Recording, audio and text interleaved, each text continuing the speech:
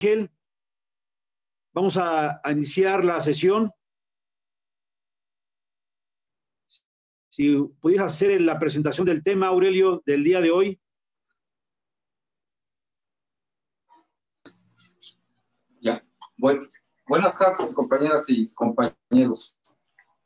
Lo último que nos faltó de precisar, porque parece que se nos fue el audio la vez anterior, era distinguir de manera muy rápida algo que se nos pidió en el temario, en el tema 4.1 de esta plática, y que tiene que ver con diferenciar entre lo que es el resultado y el conteo rápido en los ordenamientos electorales.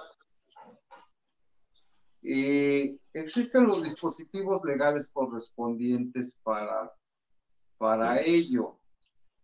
Sin embargo, en aras de la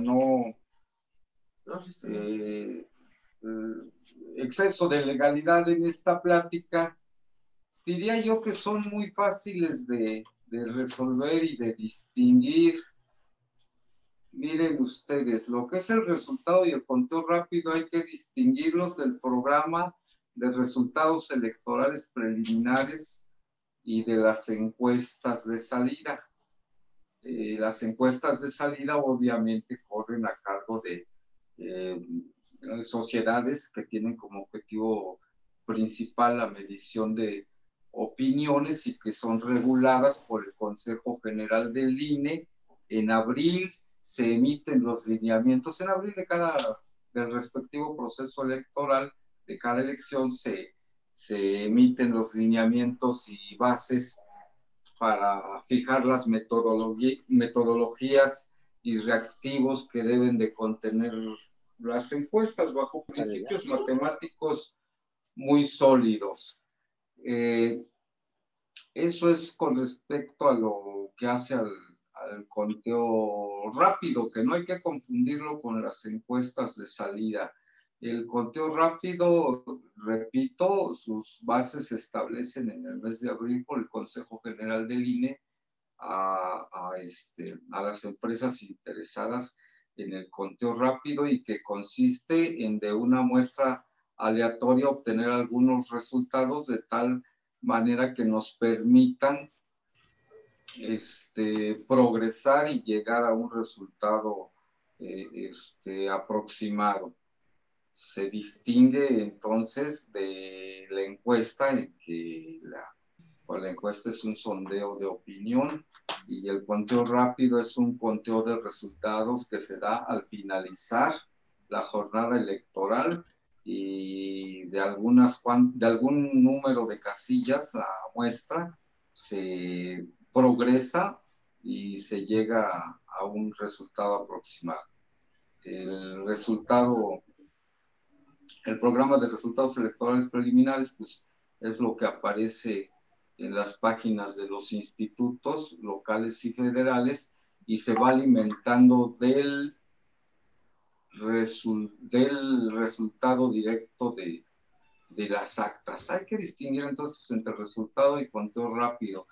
En ocasiones, bueno, no en ocasiones, siempre el PREP nos arroja, por lo desarrollado que está ya, por el perfeccionamiento que ha habido de ello, nos arroja resultados más precisos.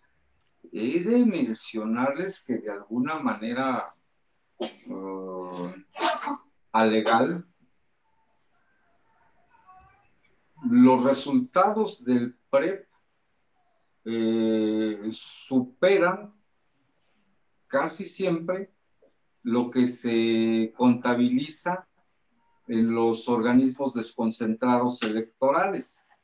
Es decir, el PREP tiene siempre un mayor número de resultados que lo que nosotros en los órganos, en los consejos municipales o distritales, tenemos información. Nosotros tenemos que ir contabilizando, cantando, dicen, ir anotando, y eso le mete cierto retraso al proceso. y el programa de resultados, el programa de resultados electorales preliminares del INE o del IEM no se alimenta de lo que se canta en la sesión del Consejo, de lo que se da lectura en voz alta, de los resultados a los que se da lectura en voz alta, no es la fuente de alimentación del PREP, de tal manera que ellos no tienen esta limitante de tiempo y el PREP se captura directamente de actas, por lo que la captura es mucho más rápido, de tal manera que el porcentaje de resultados capturados en los órganos siempre es menor a lo que aparece en el PREP, en nuestras computadoras. Y entonces ya dijimos, ese es el PREP, el conteo rápido, ya dijimos que es a partir de una muestra de casillas seleccionadas, se hace el conteo ya con resultados y las encuestas de salida pues, son las que se hacen a mediodía. Es importante no confundirlas y todo esto tiene su mecanismo técnico.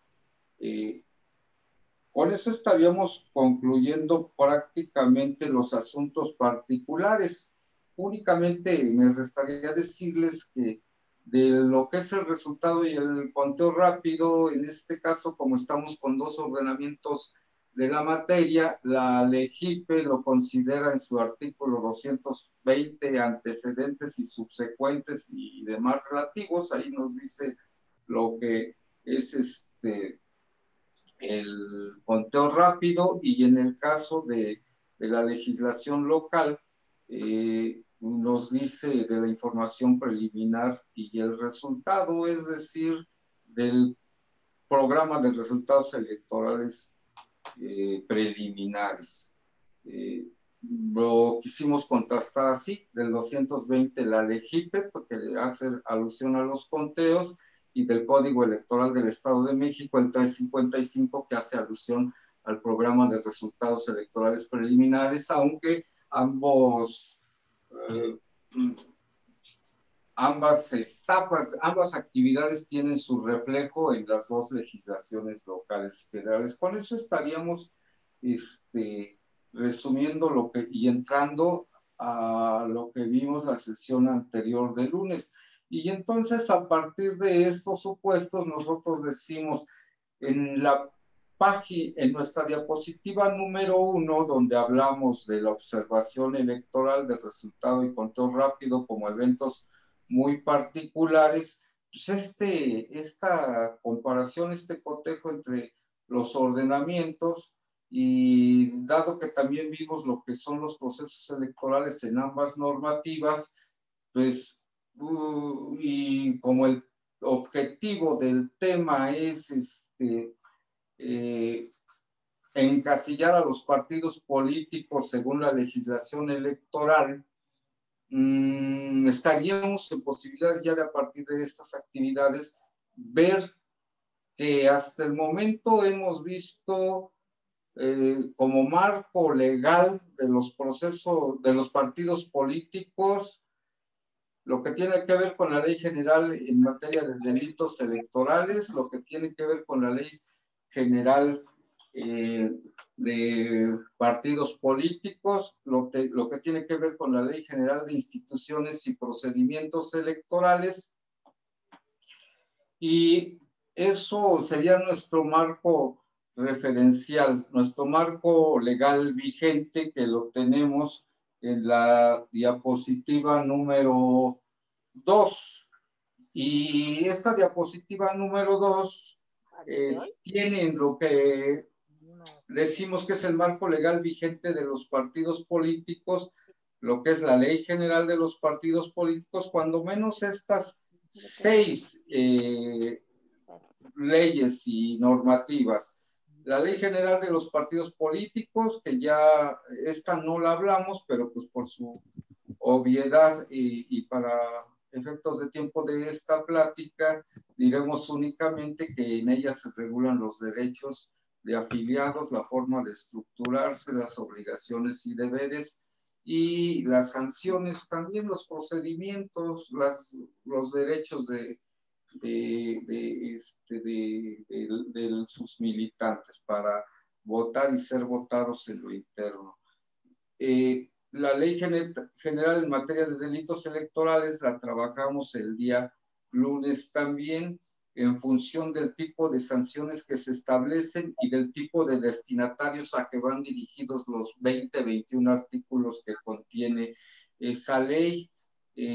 Mención de relevancia lo hicimos al considerar que hay un artículo que sanciona de manera penal lo que tiene que ver con la discriminación y el maltrato, la reducción, la segregación de el sexo femenino que participa en estos procesos electorales. Veíamos que las multas eran progresivas y que también las penas de libertad lo son. En eso estuvimos en la Ley General en materia de delitos electorales. Vimos la Ley General de Instituciones y Procedimientos Electorales a efecto de distinguir lo que es el proceso electoral, y nos quedaría por ver lo que es la Ley General del Sistema de Medios de Impugnación en materia electoral. Eso es objeto de otra presentación, no está dentro del tema 2.1 del temario. Y algo más que regula a los partidos políticos es la Ley de Consulta Popular, en menor medida.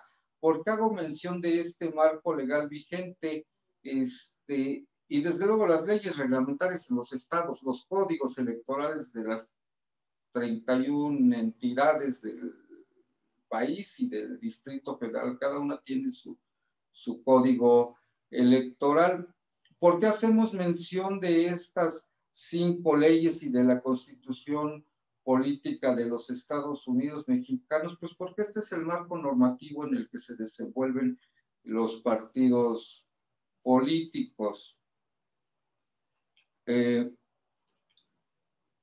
Este marco legal vigente de las leyes 2 a las 6 que tenemos en la diapositiva son resultado de la reforma político-electoral de abril de 2014. Si ustedes recuerdan, antes existía un Código Federal de Instituciones y Procedimientos Electorales que contenía las disposiciones de estas normas, y lo que se hizo fue descodificar, si se me permite el término. El código reunía las disposiciones que tienen que ver con la Ley General de Partidos Políticos, con la Ley en materia de delitos, con la Ley de Instituciones, con la Ley General de Medios de Impugnación. Todo eso se contenía en el Código Federal de Instituciones y Procedimientos Electorales, y la reforma electoral de 2014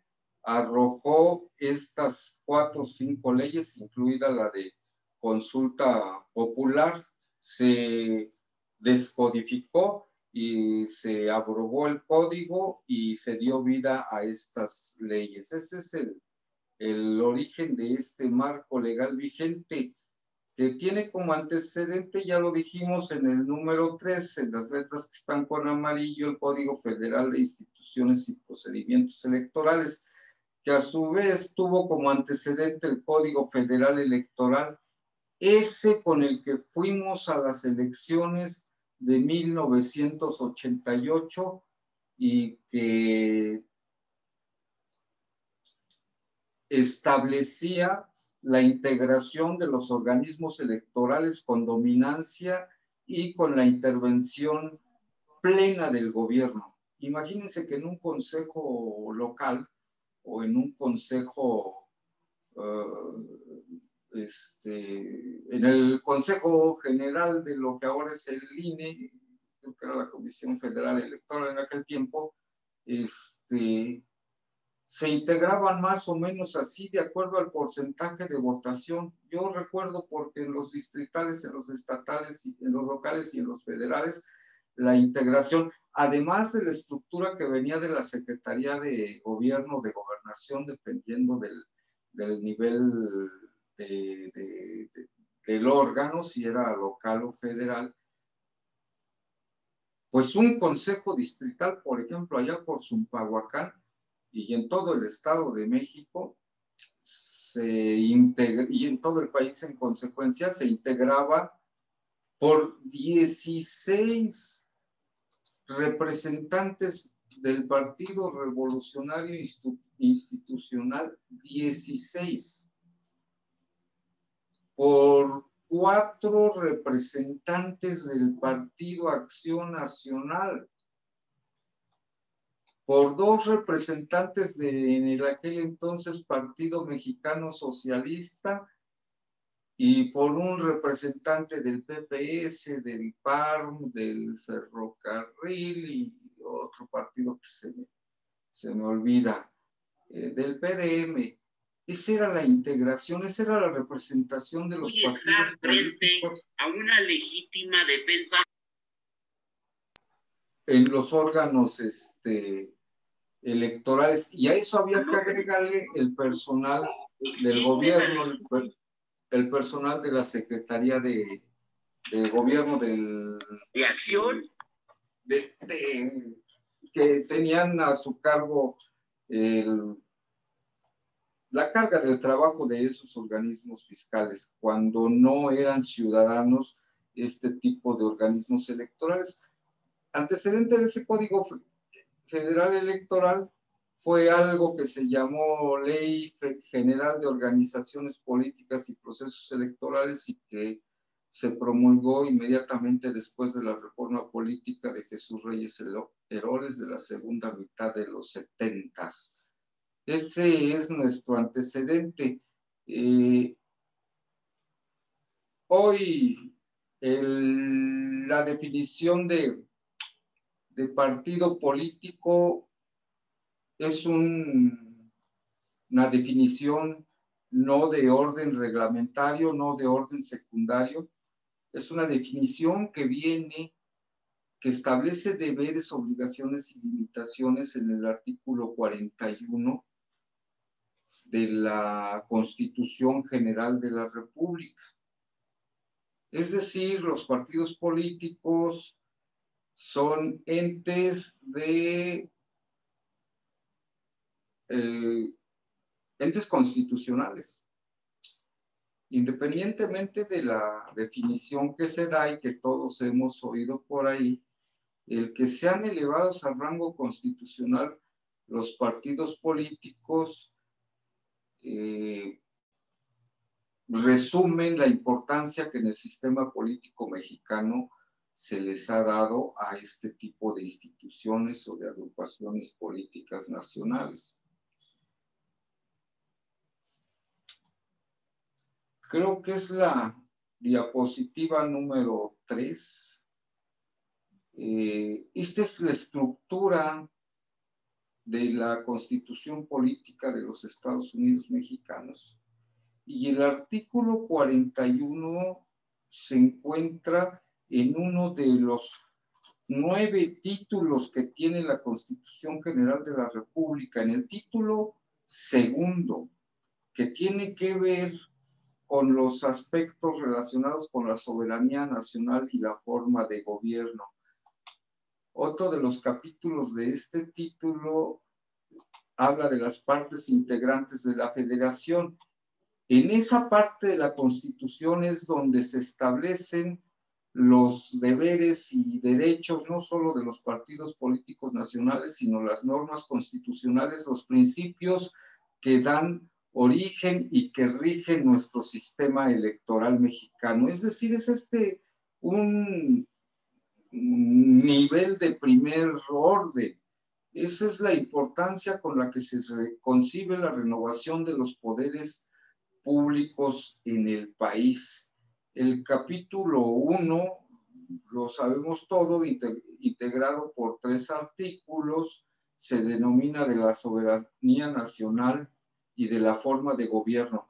Ahí está el 41 constitucional, que tiene 5 o 6 bases constitucionales que norman todo nuestro sistema electoral. Y la siguiente página nos dice lo que es este capítulo. Son tres artículos que para los que nos dedicamos a esta actividad tan noble y tan generosa que es la política, siempre tenemos presentes e invocamos en cualquiera de nuestras actividades. Hay dos que son dos artículos de principios, diría yo, de estructuración de lo que es la soberanía nacional, te la define, dónde reside y que todo poder público dimana del pueblo. Este artículo todos lo hemos escuchado. Y después el artículo 40 nos dice que es voluntad del pueblo mexicano constituirse en una república y define las características de la república: laica, representativa, democrática, federal, compuesta por estados. Pero finalmente el artículo 41 tiene que ver con los procesos electorales y ahí aparecen desde luego las normas y limitantes de los partidos políticos. Miren ustedes, el artículo 41 es importante que le demos un paseo por él. Lo tenemos, repito, en la lámina número 4. Yo no lo puedo ver porque estoy medio ciego, pero y decíamos que tiene 5 o 6 bases. Y las bases tienen apartados y capítulos y incisos. La base primera tiene que ver con la definición y los fines de los partidos políticos. Eso es el artículo 41, con sus 5 bases. La base segunda tiene que ver con el financiamiento de los partidos políticos. La base tercera tiene que ver con el uso de medios de comunicación. ¿Por quién? Pues por los partidos políticos, naturalmente. Por los partidos políticos y el Estado. Pero bueno, aquí se hace especial énfasis en las reglas para el uso de medios en tiempos de campaña, en tiempos de proceso electoral y fuera de proceso electoral. La base número 4 tiene que ver con la selección y postulación de candidatos a puestos de elección popular por los partidos. La base 5 ya abandona un poco el tema de los partidos políticos y nos habla de la forma en que funciona el Instituto Nacional Electoral, de cómo se integra, de cuáles son sus alcances, de cuáles son sus procedimientos, de las obligaciones y deberes a que está obligado, de sus atribuciones, diríamos, en el apartado B de la base quinta. Y finalmente, la base sexta de este artículo 41 nos habla de un sistema de medios de impugnación. Es decir, de las 6 bases que tiene este artículo 41, 41 constitucional, 4 de ellas tienen consecuencia directa sobre la vida interna o externa de los partidos políticos. La otra tiene que ver con la definición y actividades del INE, y la base 6 tiene que ver con el sistema de los medios de impugnación, donde también los partidos políticos pueden, o de hecho son partes, ya sea como actores o como demandados, o como legitimados en todo caso para intervenir en esos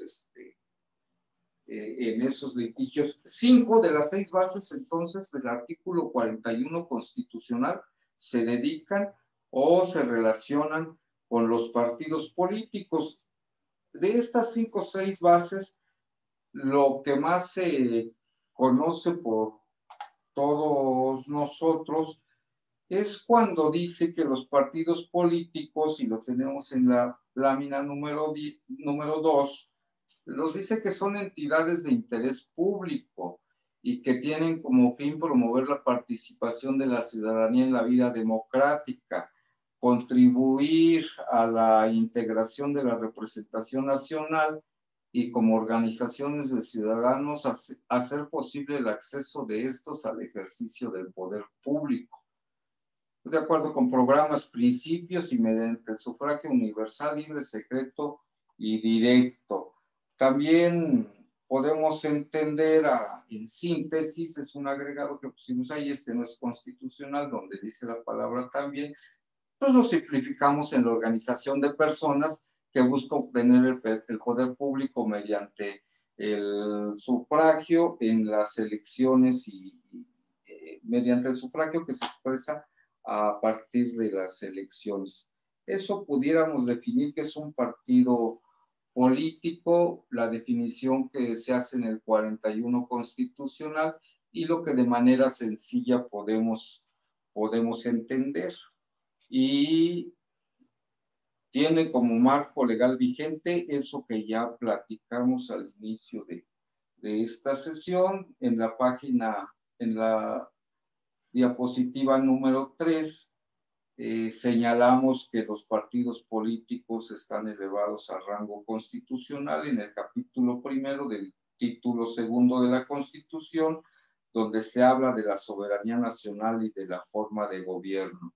Y finalmente, en el artículo 41, hemos definido lo que es un partido político. Ahí hay muchas cosas interesantes en el artículo 41.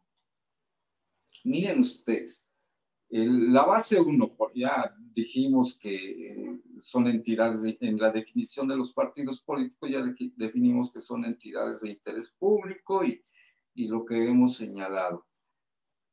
Pero la base 2 nos habla del financiamiento de los partidos políticos y esto es para que todo mundo nos demos una idea en este paseo por lo que es el marco legal de los partidos políticos. Entonces, tenemos que el financiamiento a los partidos políticos, es decir, el nuestro, a los partidos, que no a las agrupaciones políticas nacionales registradas, eso es importante señalarlo. El financiamiento a los partidos políticos se da de acuerdo con los resultados de la antecedente elección de diputados. Y se toma como base el número de ciudadanos inscritos en el padrón electoral, que es importante distinguirlo de las listas nominales de electores. Y ese número de ciudadanos empadronados se multiplica por el 65% de lo que constituye una UMA, una unidad de medida y actualización. Y ese es el presupuesto que se destina a los partidos políticos, que no al Instituto Nacional Electoral. Eso es otra cosa. Estamos hablando del financiamiento a los partidos y porque es muy sencillo de entender. Entonces, esto es progresivo, de acuerdo al nuevo valor que va adquiriendo la unidad de medida y actualización. Eso lo multiplicamos por el 65% y por el número de empadronados, de ciudadanos inscritos en el padrón electoral. Esto es en año ordinario, en año no electoral.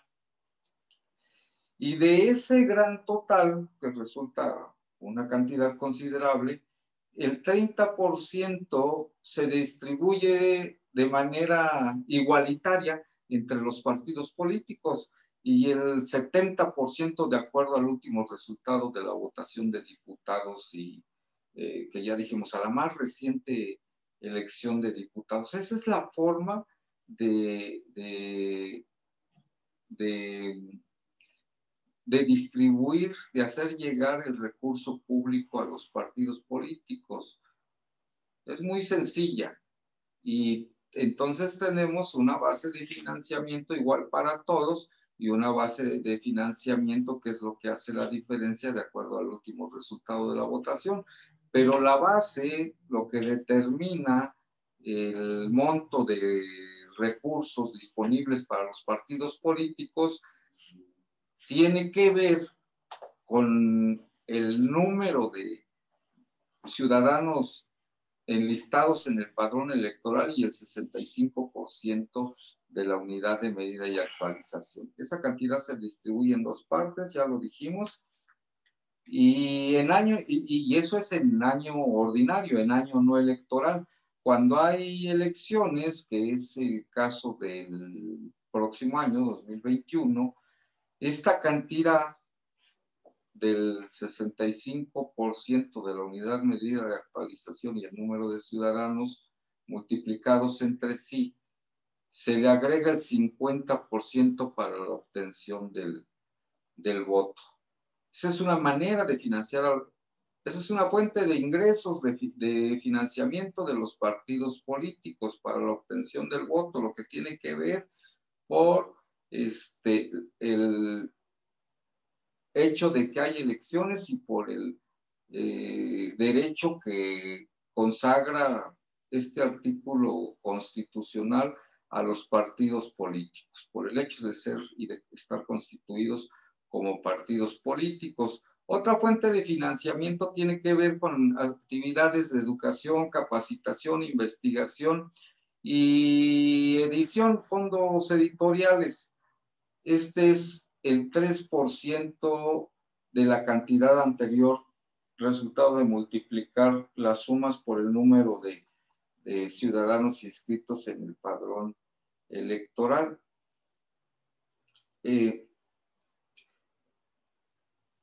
Esta es la forma de financiar de entregar recursos a los partidos políticos. De ahí surgen.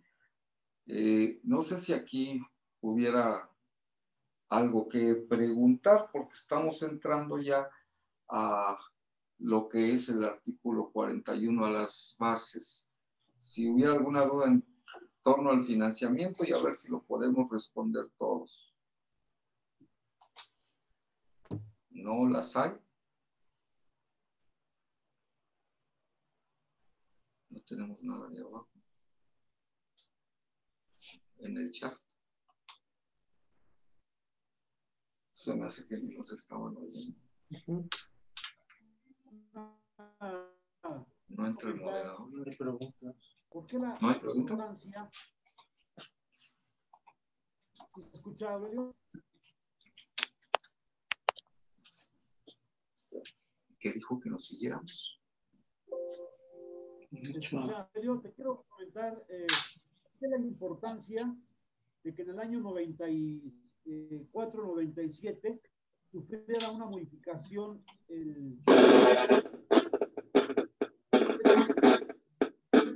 pasar a ser ciudadana. Si pudieras explicarnos un poco la importancia.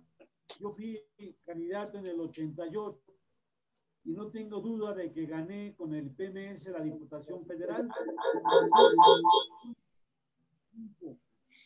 Ya para el año 94-97 se dio esta gran reforma que hizo ciudadano la autoridad electoral.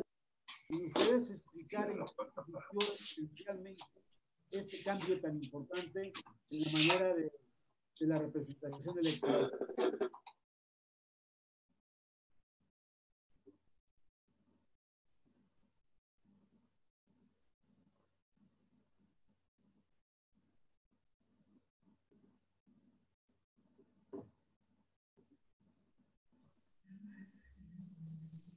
Adelante, Aurelio.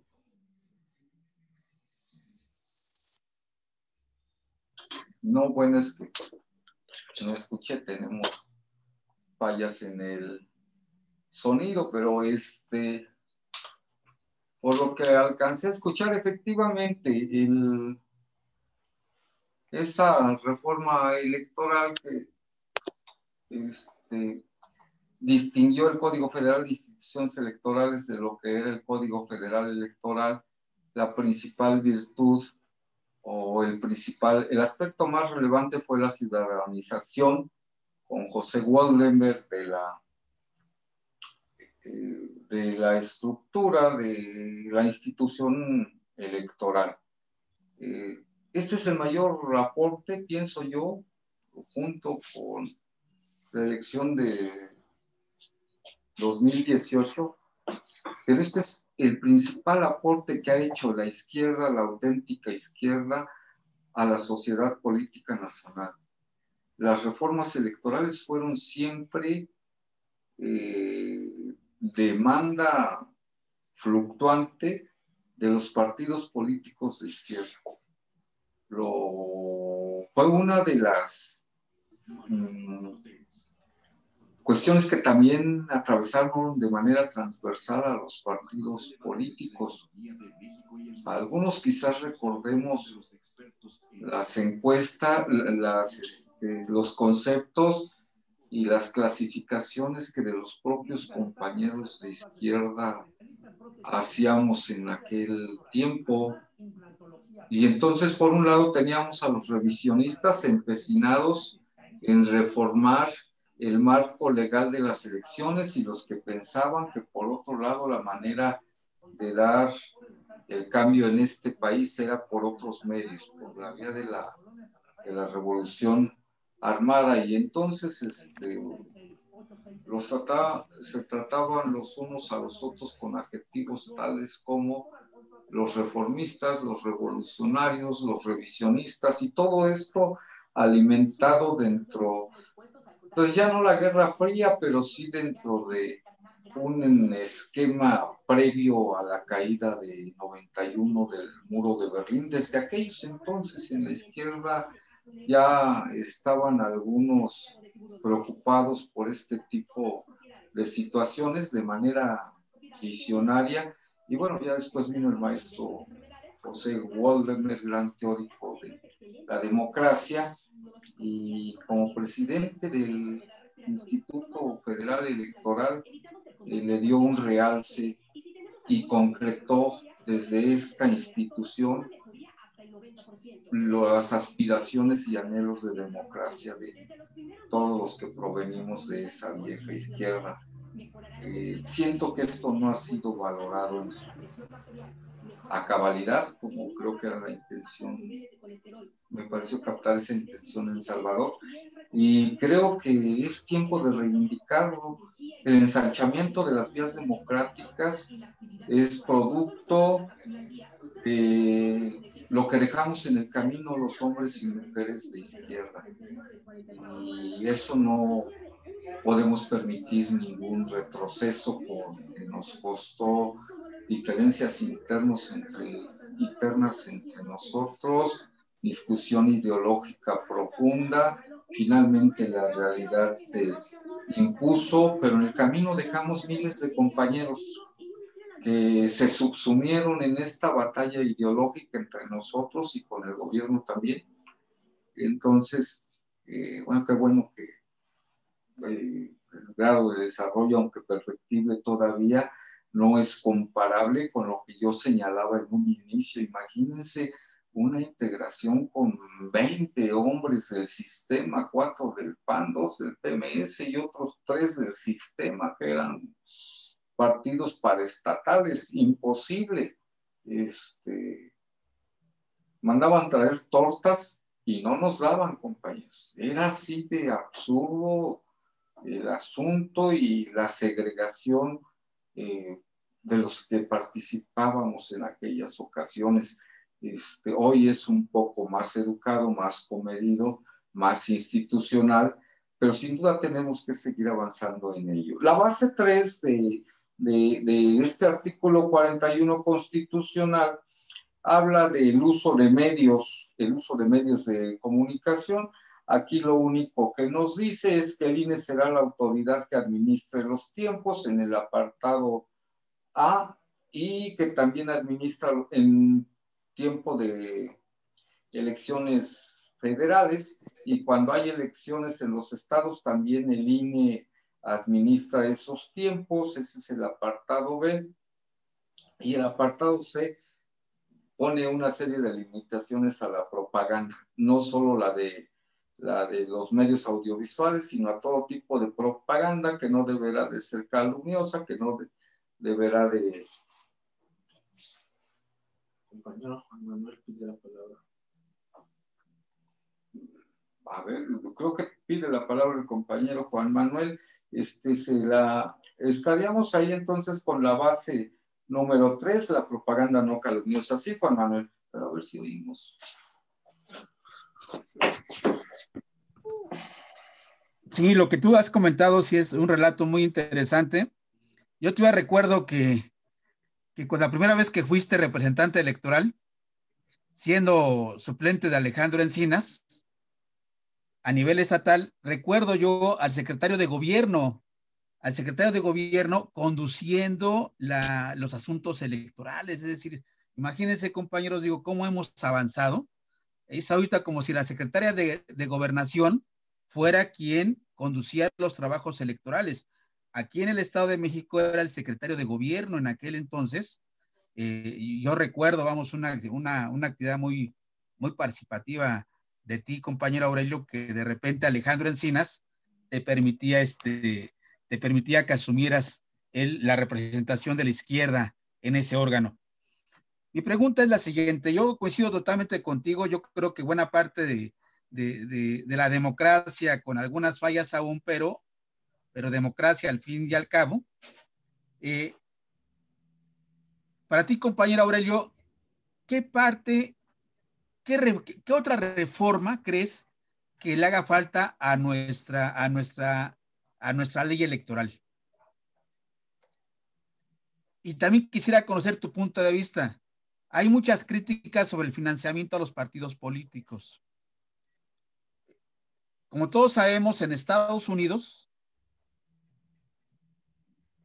los partidos políticos se financian con recursos privados.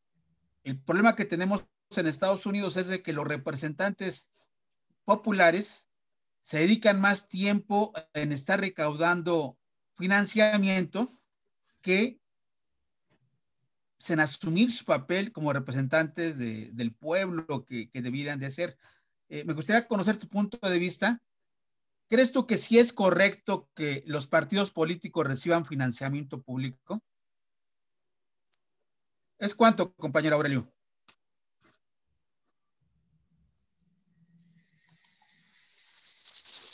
No, sí, claro, yo soy partidario del financiamiento público a los partidos en detrimento del financiamiento privado.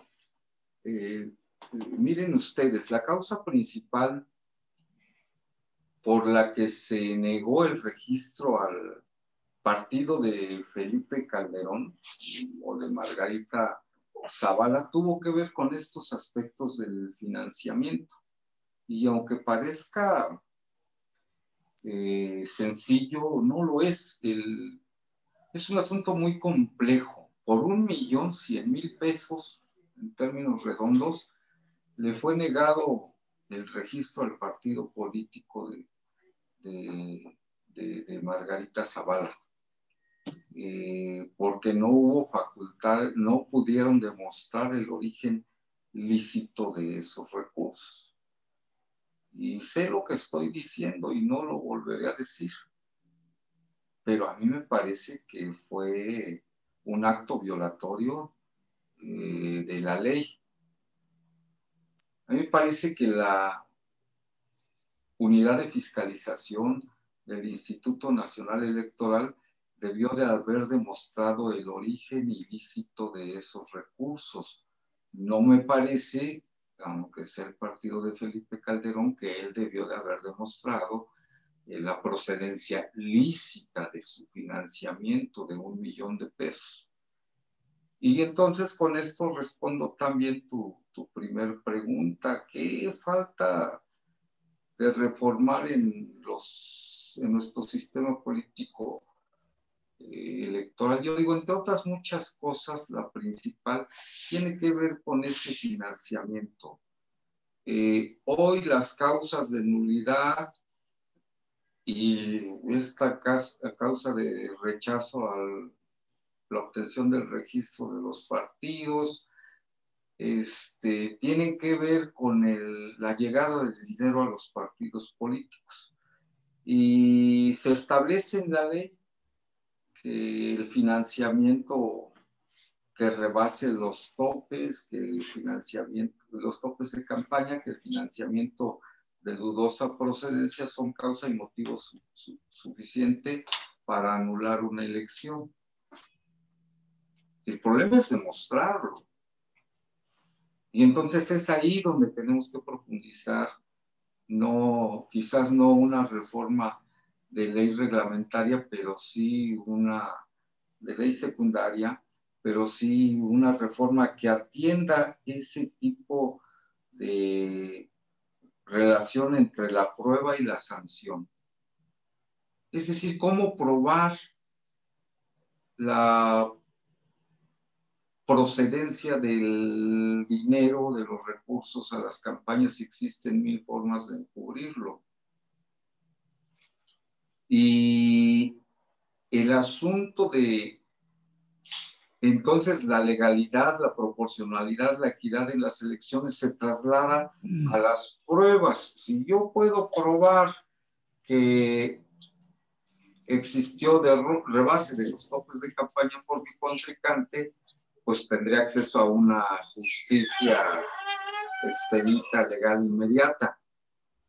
Pero si no tengo las probanzas, no voy a obtener esa justicia. O sea, a mí me parece que se tiene que profundizar y que se tiene que trabajar más a detalle en este tipo de elementos. Repito, no es una reforma legal, es una reforma reglamentaria, pero es dificilísimo que a través, aún con la colaboración entre la Unidad de Inteligencia Financiera de la Secretaría de Hacienda y la Dirección de Fiscalización del Instituto Nacional Electoral, es muy difícil probar el origen de esos recursos, salvo que como cuando Andrés Manuel en la elección de gobernador de Tabasco, pues alguien vaya y te deje ahí cajas de facturas. Pero en el caso con el que inicié, que fue el rechazo al registro del partido político Morena, en eso consistió, en el uso, ni siquiera en el uso de 1.100.000 pesos, no de origen ilícito, sino que la aplicación mediante la que se donó no permitía establecer la identidad del donante. En síntesis, esa fue la causa que dio origen al rechazo del partido político, como si la Unidad de Inteligencia Financiera de Hacienda y la Dirección de Fiscalización del Instituto Federal Electoral no tuvieran facultades para obligar a la empresa CLIP, que era mediante la que se hicieron los donativos, a transparentar ese tipo de datos. Me parece que hubo una omisión y un ejercicio restringido de las facultades de investigación del INE, concretamente de la Dirección de Fiscalización. Si esta Dirección de Fiscalización hubiera ejercido sus capacidades de investigación, seguramente hubiéramos podido determinar con toda claridad la identidad de los donantes y, en consecuencia, el origen lícito o ilícito de ese recurso. O sea, a mí me parece que hay que abundar en una etapa en uno de los aspectos que tiene que ver con la fiscalización. Eso sin duda nos va a traer problemas. Hay otro caso que no quiero dejar de mencionar, que es controversial, compañeros, y yo no sé si los contadores en aquel entonces de PRD eran muy malos o los del PRI eran muy buenos, pero después de la campaña electoral de 2012, los entes responsables, y era motivo de sorna y en el Instituto de Investigaciones Jurídicas de la UNAM, el resultado de la fiscalización fue que el PRI no había rebasado los topes de campaña. Esa fue la conclusión de la unidad de fiscalización de aquel entonces. Y que Andrés Manuel, a través del PRD y sus partidos coaligados, sí habían rebasado los topes de campaña. Entonces, imagínense este tipo de resolutivos que van contra toda lógica y contra todo sentido común, pero tienen que ver con las habilidades al momento de probar los actos y decires de nuestros representantes en esos organismos. Entonces, me parece que por ahí hay que abundarle. Finalmente, la base 4 del artículo 41, porque ya es tarde, nos establece los requisitos y las formas de seleccionar a los precandidatos para ser registrados ya como candidatos en las instancias electorales. Es decir, esta base 4, como ustedes comprenderán, es de mucho interés y de mucha actividad en procesos de pre-campaña. Finalmente, ya dijimos, la base 5 nos trata del INE y la base 6 del sistema de medios de impugnación. Eso es lo que contiene el artículo 41 constitucional. Si nos da tiempo y si no, les vamos a subir algo que tiene que ver con el sistema de medios de impugnación y las nulidades. Tenemos la presentación lista, se las dejamos como recuerdo por si alguien quiere profundizar, o no profundizar, si alguien quiere darle otro paseo con lo que es el sistema de nulidades y lo contencioso electoral.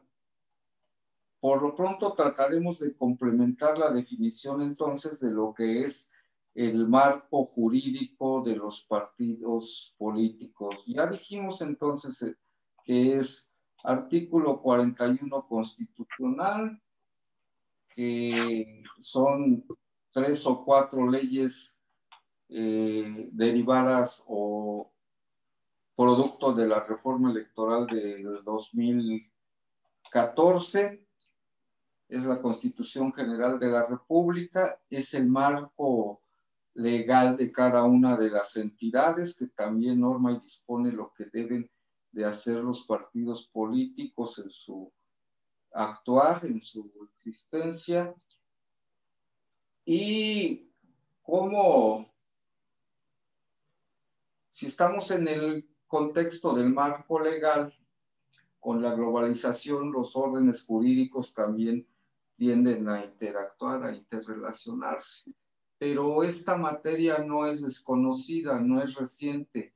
En los 60s, para no caer en imprecisiones, se firmó un pacto internacional de derechos civiles y políticos por nuestro país. Y eso es el marco jurídico internacional. Este Pacto Internacional de Derechos Civiles y Políticos fue auspiciado por la Organización Nacional, por la Organización de las Naciones Unidas. Norma y protege los derechos no de los partidos políticos, sino de los derechos políticos de los ciudadanos del mundo. En su artículo 25, este pacto internacional nos habla de que todos los ciudadanos del mundo gozaremos poder participar. Es un guante para malas vibras. Directamente. Sí, me lo regaló mi señora. Libremente elegidos. Nos dice este pacto en el inciso B del artículo 25 también. Que no creo, porque cuando me enfermé de COVID, votar y ser elegido en las ya tenía y todo de peor. Y que los ciudadanos del mundo tenemos derecho al acceso en condiciones generales de igualdad a las funciones públicas de su país. ¿Cuáles estos derechos que consagra el Pacto Internacional de Derechos Civiles y Políticos de la ONU? Es un compromiso que hacen los gobiernos suscritos al mismo de garantizar el ejercicio de esos derechos, de que en su marco jurídico esos derechos sean garantizados.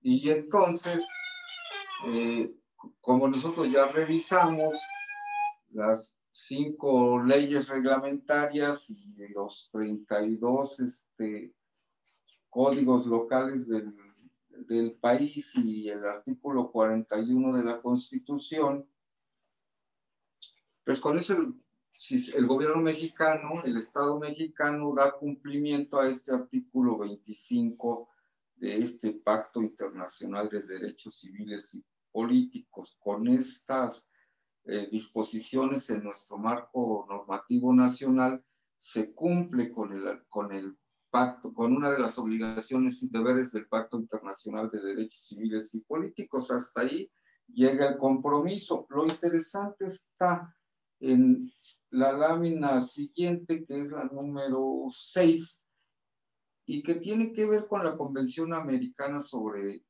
Derechos Humanos, y que todos la hemos oído, hemos escuchado de ella, que resuelve sobre el caso de Rosendo Cantú de 1974, aunque lo resolvió 28 años después, y estableció sanciones para el Estado mexicano.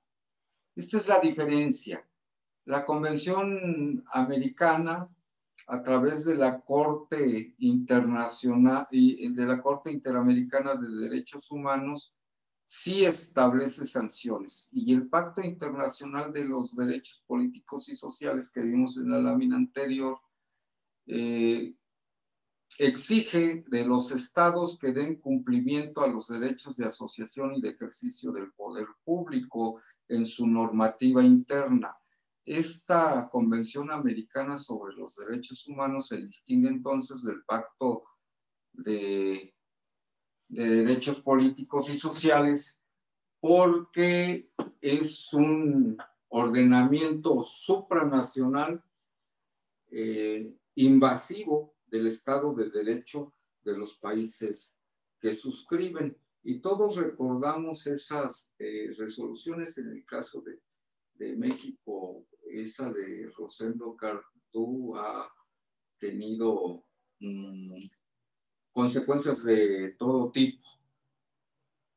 Pero esta convención también tiene jurisdicción sobre los derechos políticos, en este caso de los mexicanos y de los partidos políticos, que es de lo que estamos hablando. Sus determinaciones, sus fallos, van desde la reparación del daño, la reparación del honor, de la dignidad, los actos de desagravio del gobierno y del reconocimiento de culpa de los estados, ¿no? Del gobierno de los estados, y recomendaciones sobre la reforma a su marco jurídico. Así en el caso de Rosendo Cantú, imagínense, se dieron esas 3 sanciones de estos 3 distintos tipos. Además de la reparación del daño para víctimas y ofendidos, se estima en una cantidad el daño y se actualiza, y es deber del Estado mexicano indemnizar. Esa fue una de las resoluciones a las que llegó la Corte Interamericana de Derechos Humanos. La otra tuvo que ver con el acto de reconocimiento del Estado mexicano a las víctimas y a los familiares el acto de desagravio a los deudos del Estado mexicano.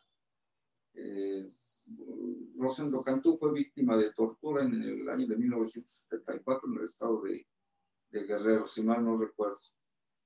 Y la otra que tuvo que ver con recomendación del marco legal, reforma del marco legal, sugería que se modificara, no sugería, ordenó que se modificara el artículo 51 del Código de Justicia Militar. Porque ese artículo 51 dice que si los militares en el ejercicio de su actividad cometen delitos, serán juzgados por instancias militares.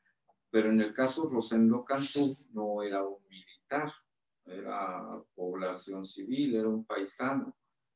Y lo que ordenó la Corte Interamericana de Derechos Humanos fue que fuera juzgado por tribunales del orden civil, pero que además ese dispositivo legal del Código Militar, del Código de Justicia Militar, fuera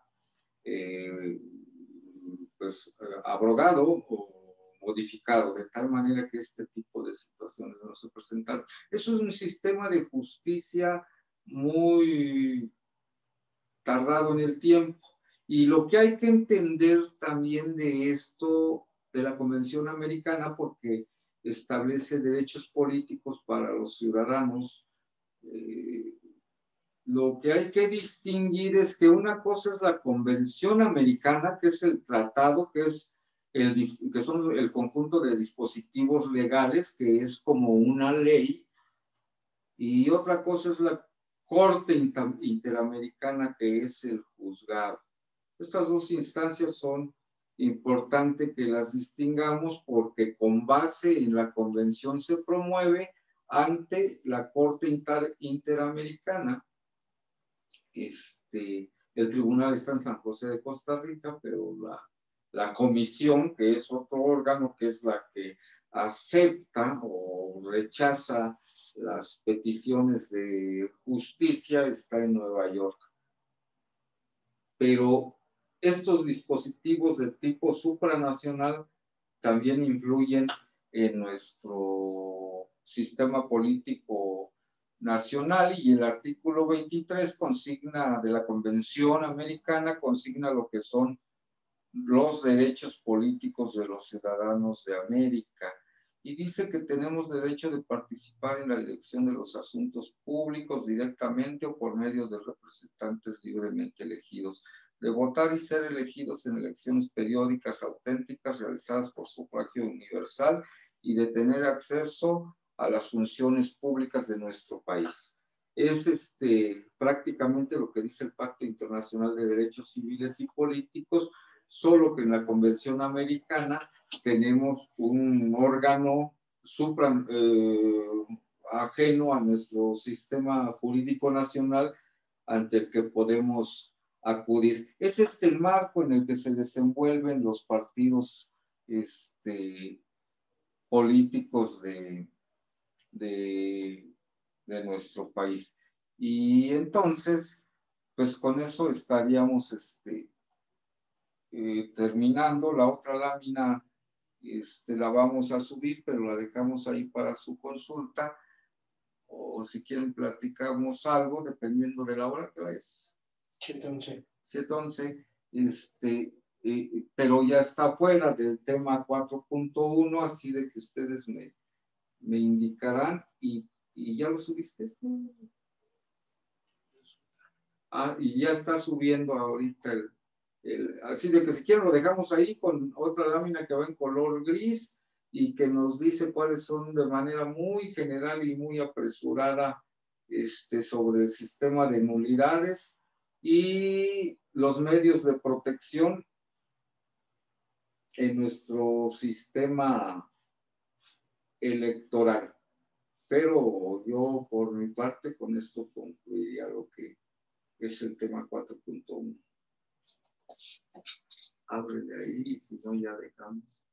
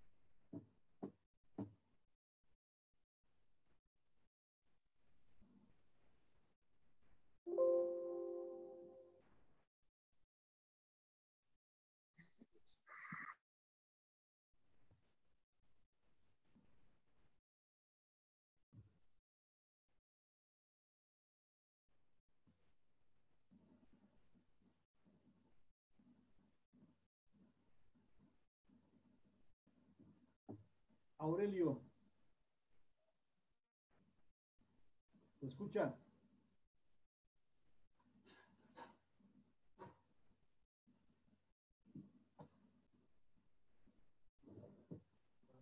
Compañero Salvador, se escucha muy bajo su micrófono, no sé si lo pueda checar. Me parece que... Ahora se pasó. Aurelio, muchas gracias por la ilustración que nos das con respecto a la parte electoral. Quisiera ver si pudieses ampliar el tema de las sanciones. ¿Qué cosa es lo que prohíbe? ¿Qué prohíbe la Constitución Política de los Estados Unidos mexicanos para hacer campañas? ¿Por qué los funcionarios no pueden ser parte ahora de la actividad política cuando están en activo como servidores públicos? Esta parte es interesante porque ayuda mucho a unas elecciones más equitativas, evita la intervención del poder público para el control de las elecciones. Sin embargo, se sigue ejerciendo como pasó en Coahuila, en Hidalgo. Hay un control, una estructura que se impone y que de alguna manera tiene, no sé si secuestrado o manipulado a los órganos estatales. Pero hay una ley constitucional que sanciona la forma de hacer campañas a través de los financiamientos de carácter público. Gracias por tu respuesta, Aurelio.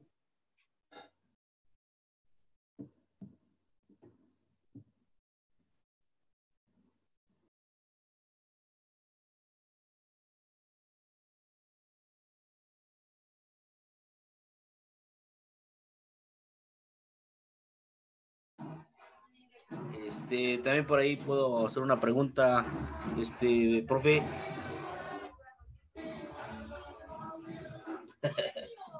Adelante, compañero.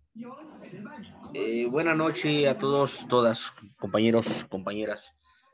La pregunta que un servidor se hace y se ha hecho una y mil veces: ¿por qué nuestra ley electoral sigue premiando que haya muchos partidos políticos? O sea, habemos ahorita, bueno, hay 7, 8 partidos políticos en el país de México, que es el país donde se tienen más partidos políticos, y no pasa nada. Digo, se le canceló, como dice Aurelio, el registro a Margarita Zavala o a Felipe Calderón, pero ya por ahí apareció el RPC, ¿no? Y otros partidos políticos que están ahí surgiendo. La pregunta es, Aurelio, ¿qué hacer en esta ley electoral para que ya no haya más partidos políticos? O sea, yo me imagino que con 2, 3 partidos políticos, Estados Unidos tiene 2 partidos políticos, nada más. Y en México hay 8 o 9. Es pregunta, ¿qué hacer? ¿Qué hacer para que esa ley electoral se modifique y no se hagan nuevas creaciones de partidos políticos que al final de cuentas pues van a seguir viviendo del erario público, ¿no? Gracias.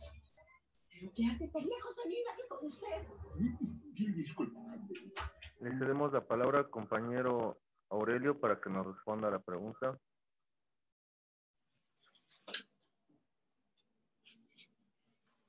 Bueno, a mí, con respecto a esta segunda pregunta, mi particular punto de vista es que se es demasiado laxo al momento de requisitar las actividades que deben de realizar los solicitantes de registro, las asociaciones solicitantes de registro. Miren ustedes, desde 1991, cuando el PT obtuvo su registro, y en el caso de los partidos políticos nacionales, y en el Estado de México, en el caso de los partidos políticos locales también, pues ya asistió a algunas asambleas y resulta que En otro tiempo se exigían 3,000 asistentes y X número de asambleas. Y así estaba la ley del Estado de México también, la ley electoral. ¿Y qué sucedía? Pues que llegaba el notario, se pedataban las asambleas, pero pues era una actividad más del notario. Ante un pedatario simple y común como los notarios o los corredores públicos, se fedataban, se legalizaban este tipo de asambleas. Y llegaba el notario con sus 2 secretarias. Y era imposible, en el tiempo, el recinto, la cantidad de gente no se contenía en espacios de 100 metros, y a pesar de que el notario veía eso y sabía que debería de haber 3,000, lo que es imposible, o gente sin credencial de elector, pues el pedatario, el notario público iba por su trabajo, por su chamba. Entonces no fuera que no le fueran a pagar. Y entonces pues él cotejaba y decía que había habido el número de ciudadanos presentes en la Asamblea Constitutiva y todo bien.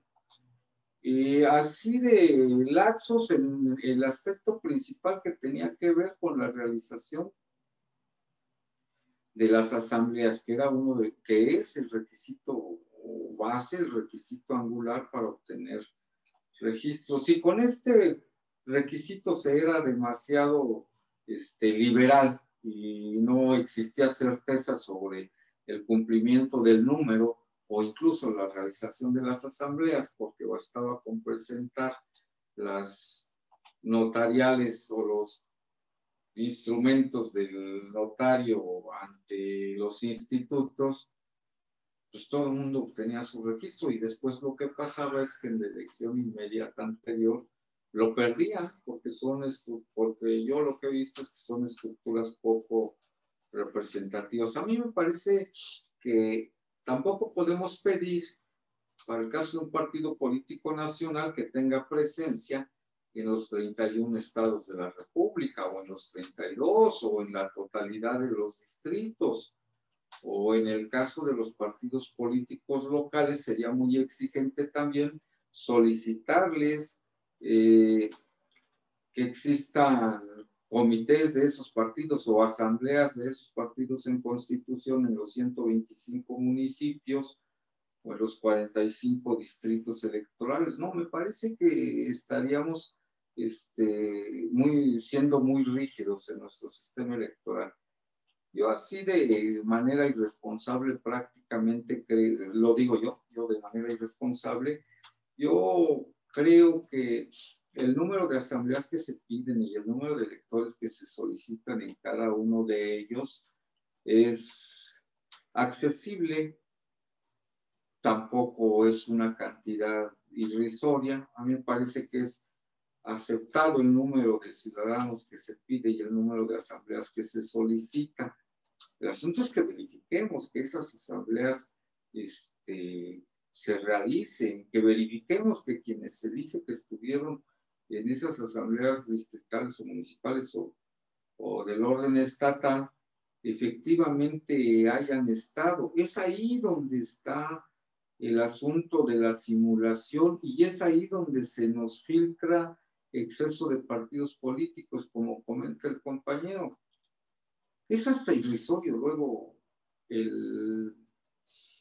estas asambleas. Aquí hubo una en Naucalpan, recordándola, de Felipe Calderón y Margarita Zavala. Pues ese día, curiosamente, se le ocurrió a nuestra Secretaría de Servicios Públicos del Ayuntamiento de Naucalpan pintar un tope que estaba contiguo al evento, al salón de fiestas donde se iba a realizar la asamblea de uno de los distritos para la constitución del partido de Margarita Zavala. Y se tapaban la mitad y la otra mitad se podía acceder, se originó cierto tráfico. Y entonces a la asamblea pues, distrital del Partido México Libre de Margarita Zavala, pues tuvo ese inconveniente. Pero vamos, se podía acceder, pues llegaron 50 agentes y ese fue el motivo por el que se dio gran estridencia en los medios de comunicación locales. Se nos acusó al gobierno municipal de Naucalpan de que se había impedido, se había obstaculizado la realización de esa asamblea. Posteriormente se volvió a programar la asamblea por parte de Margarita Zavala y Felipe Calderón, y bueno, pues no había más de 200 personas, y yo creo que no había ni 100, pero bueno, ellos dicen que había 200. Y se dio por válida, y eso acaba de pasar hace algunos meses en el periodo de registro. Entonces, este tipo de situaciones me parece que están bien calibrados, bien calculados en la ley y bien establecidos y que son claros. El problema que tenemos es, como hablábamos hace rato, en la unidad de fiscalización, ¿cómo pruebas? O sea, mediante qué elementos probatorios demuestras que hubo una infracción a la ley. Y aquí, mediante qué elementos probatorios más verídicos, más estrictos, pues revisas que se cumpla con el requisito que establece la ley de asistentes y de número de asambleas. Y así como esas situaciones, ¿qué otra cosa nos piden? Pues la existencia de una declaración de principios, de una plataforma electoral, la estructura política del partido político y los tiempos de solicitud de registro que están señalados en la Constitución también. Si esos son los requisitos, no son muy gravosos y eso facilita la participación política de las distintas opciones, de todas las que cumplan con el requisito, pero los requisitos no son tan distantes. El problema que tenemos son accesibles para cualquier organización que se repute de organización nacional o de organización política local. Lo que a mí me parece es que esas personas más bien son como ficciones y no tienen un arraigo en la población, pero ese es mi parecer y no importa.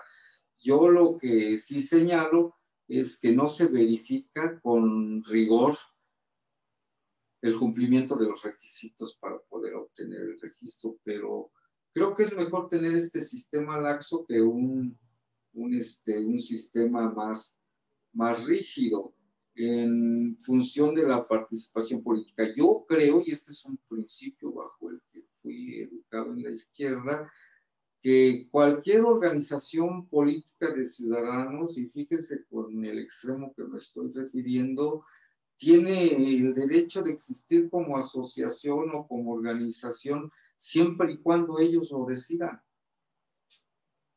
¿Y qué es obligación del Estado mexicano? Facilitar esa organización y esa asociación de los ciudadanos en el tipo de asociaciones que ellos establezcan y claro, que sea legal, que sea legítima.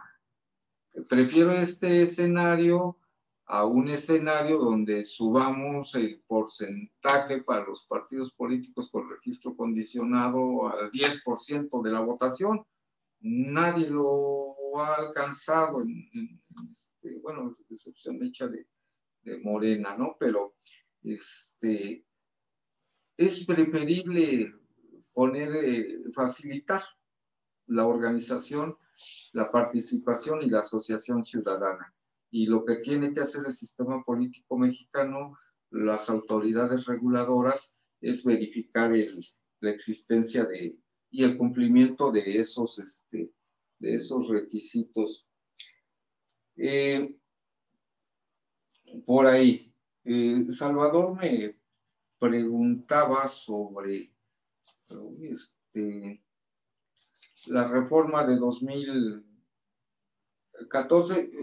Para los servidores públicos no hubo una,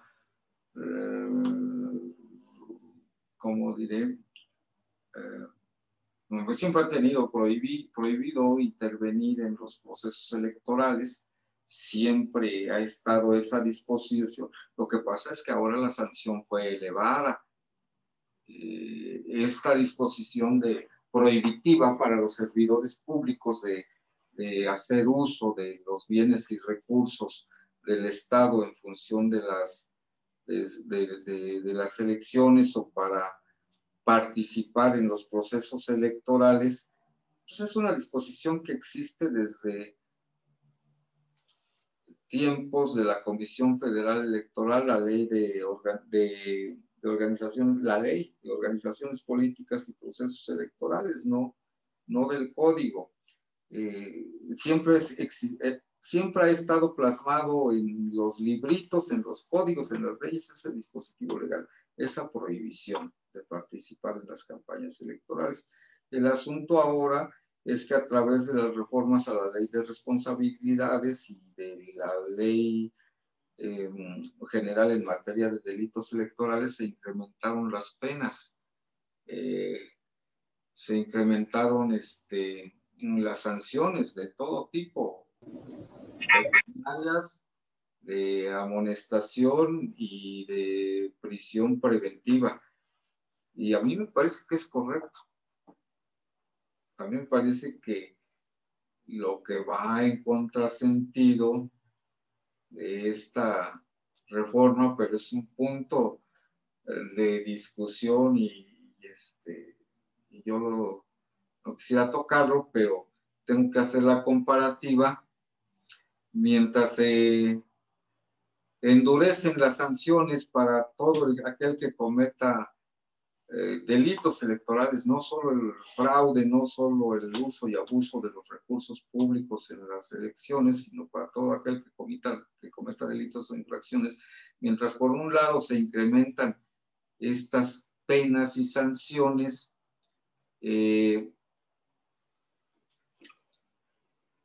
pues por el otro lado se pretende facilitar el camino de la reelección desde síndicos y regidores, presidentes municipales, diputados locales y son servidores públicos. Y en el caso del Estado de México basta que se separen 24 horas antes del inicio de campaña. Y antes no existe el uso de recursos públicos en la percepción ciudadana en el desempeño de sus funciones como diputados, como regidores, como presidentes municipales. Me parece que eso también tiene injerencia y consecuencias sobre los procesos electorales. Entonces, yo digo, es necesario profundizar y otros lo harán en el tema, no es el objetivo, pero hay contrasentidos, compañeros. Por un lado, la reelección de servidores públicos, y hablo, por ejemplo, de los que tienen a su disposición recursos materiales, humanos y financieros. Y por un lado eso, y yo creo que esa es intervención o injerencia de recursos en los procesos electorales.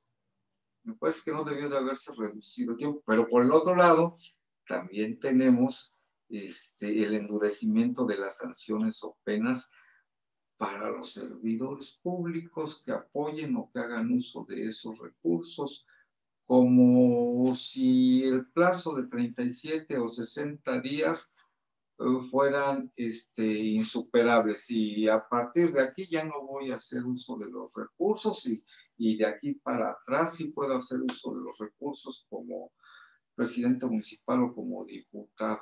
No, me parece que hay cierta contradicción en eso, y lo comento ahorita nada más porque me lo preguntó Salvador, no es algo sobre lo que yo haya reflexionado, pero sí me parece que son disposiciones no complementarias, cuando menos.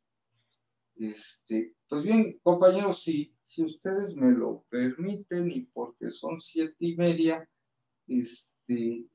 yo nada más quisiera sugerirles que le den una revisada a la otra presentación que subimos el día de hoy. No es tan larga, consta de solo 8 páginas. Es interesante, tiene las reglas de procedimiento de los juicios electorales, desde de los 4 o 5 juicios que hay ahí, que consagra nuestra Ley General del Sistema de Medios de Impugnación. Tiene los requisitos, establece ciertos casos de procedencia. No es un tratado a profundidad, pero sí nos da una idea en 8 páginas de ese tipo de juicios y de los asuntos que se pueden controvertir a través de esos juicios. El más importante, desde luego, el de protección de los derechos políticos electorales de los ciudadanos, que tiene que ver con el derecho de votar y ser votado. El juicio de inconformidad por resultados en las elecciones locales, por ejemplo, que fue lo último que nos tocó vivir. Y bueno, el juicio de revisión constitucional es también interesante, pero de pleno derecho. Y están los recursos. Estos juicios son los que resuelve el tribunal. También les agregamos 3 recursos que no son materia jurisdiccional, que resuelve el Instituto Nacional Electoral, que va contra los procedimientos especiales sancionadores, contra el especial y el ordinario. Les decimos también en esas 8 diapositivas cuando hay nulidades en la casilla y nulidades de la elección. Son aspectos entonces que ustedes verán, van interrelacionados. Por eso no tiene sentido que los abordemos, porque sí es tardado, y que entendamos nada más en esta pequeña reunión que tuvimos, pues que nuestro derecho electoral, a pesar de ser una rama del derecho de reciente creación, es ya bastante compleja, es ya bastante complementaria. Y entonces a las leyes y a las jurisprudencias le tenemos que agregar para poder entender. No es un taller de casilleros. Tenemos que entender que nuestro sistema electoral es complejo y que eso exige que en Morena no lo estamos tratando con profundidad aquí, ni con la seriedad que el caso amerita, porque no es no nos daría tiempo, pero sí amerita que los que estamos en esta reunión tengamos una visión general de nuestro sistema electoral, de que hay medios, de que hay reglas, de que hay nulidades, de que hay sanciones, de que estamos en un marco de derecho, porque eso tenemos que impregnárselo, tenemos que difundirlo con nuestra próxima estructura electoral. Y si nosotros no entendemos, y no digo a profundidad, si nosotros no tenemos una visión general de todos estos aspectos que se interrelacionan, no vamos a poder motivar a nuestros compañeros para que podamos crear una estructura electoral vasta y suficiente, que es lo que necesitamos. No vamos a poder motivarlos si desconocemos el medio, el escenario al que vamos a arrojar a nuestros compañeros. Entonces, tengo que tener conciencia qué tipo de compañeros en función de esto vamos a poder integrar, qué tipo de estructura necesitamos. Y eso, ese fue el objetivo de esta plática, dar lo que son en estas dos presentaciones, y bueno, ojalá hayamos concitado su interés por ello. De lo contrario, pues fue el mejor esfuerzo que se pudo hacer. Muchas gracias, compañeros. Muchas gracias, compañero Darío. Compañero Aurelio, perdón, agradecemos tu intervención en las dos sesiones. Vamos a continuar el próximo lunes con el tema electoral. Y por hoy, si no hubiera más intervenciones, le pediría a Darío Rojas que nos clausure la sesión del día de hoy. Pues muy bien, compañeros. Gracias por su atención, por su asistencia, y gracias al maestro Aurelio, que con su sabiduría práctica y leguleya, él sabe las leyes, él es abogado, nos ilustra y nos ubica perfectamente y nos incita a que profundicemos en el tema electoral. Tal vez después de este curso podamos organizar uno específico para quienes vayan a adquirir responsabilidades electorales, para que se estudien más a profundidad. Pero por hoy, muchas gracias. Estamos cumpliendo con los objetivos del curso. Agradecemos su atención y los esperamos el próximo lunes. Gracias. Muchas gracias y buenas noches a todos, compañeras y compañeros.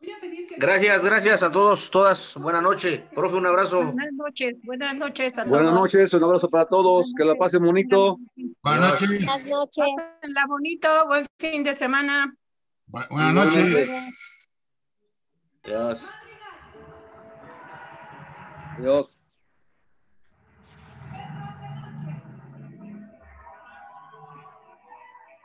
Me acabó. Ya, fírmame aquí. Porque aquí decía femenino, en vez de femenina decía masculino. Te digo.